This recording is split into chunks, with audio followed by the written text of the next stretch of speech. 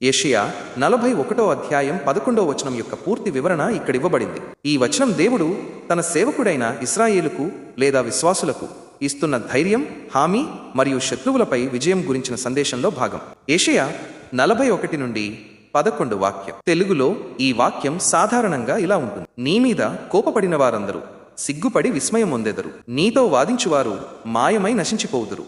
లేదా మరో అనువాదం: చూడు, కొంతమంది మనుష్యులు నీ మీద కోపంగా ఉన్నారు, కానీ వాళ్ళు సిగ్గుపడతారు. నీ శత్రువులు అదృశ్యమై నశిస్తారు. వివరణ: ఈ వచనం ఇశ్రాయేలు ప్రజలకు, అలాగే దేవునిపై నమ్మకముంచే ప్రతి వ్యక్తికి బలమైన ఓదార్పును మరియు రక్షణను అందిస్తుంది. దీనిని 3 ప్రధాన అంశాలుగా విభజించి అర్థం చేసుకోవచ్చు. 1. శత్రువుల అవమానం, సిగ్గుపడి విస్మయమొందుట. నీ మీద కోపపడిన వారందరూ సిగ్గుపడి విస్మయమొందెదరు. ఇక్కడ నీ మీద కోపపడిన వారు అంటే ఇశ్రాయేలు ప్రజలకు శత్రువులుగా ఉండి వారి పతనం కోరుకున్నవారు. ఈ శత్రువులు ఇశ్రాయేలును నాశనం చేయాలని లేదా అవమానపరచాలని ప్రయత్నించినప్పుడు చివరికి తామే సిగ్గుపడి ఆశ్చర్యానికి గురవుతారు. దేవుడు తన ప్రజలకు సహాయం చేయడాన్ని చూసి వారు నిస్సత్తువతో మరియు భయంతో వెనుదిరుగుతారు.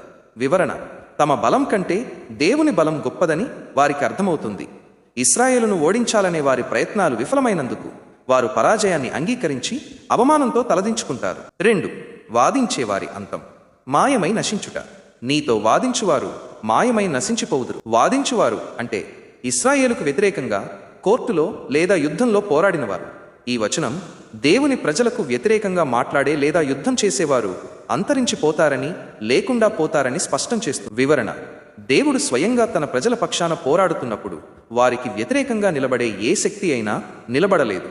యెషయా 41 నుండి 12లో ఈ విషయం ఇంకా స్పష్టంగా చెప్పబడింది.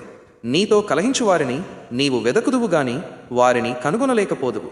నీతో యుద్ధము చేయువారు మాయమైపోవుదురు, అభావులగుదురు. వారు పూర్తిగా అదృశ్యమై నిరుపయోగంగా మారుతారు.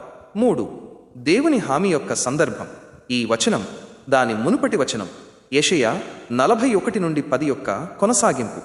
10వ వచనంలో దేవుడు ఇశ్రాయేలుకు భయపడకుము అని 3 సార్లు చెప్పి తాను వారికి తోడుగా ఉంటానని, బలపరుస్తానని, సహాయం చేస్తానని హామీ ఇచ్చాడు.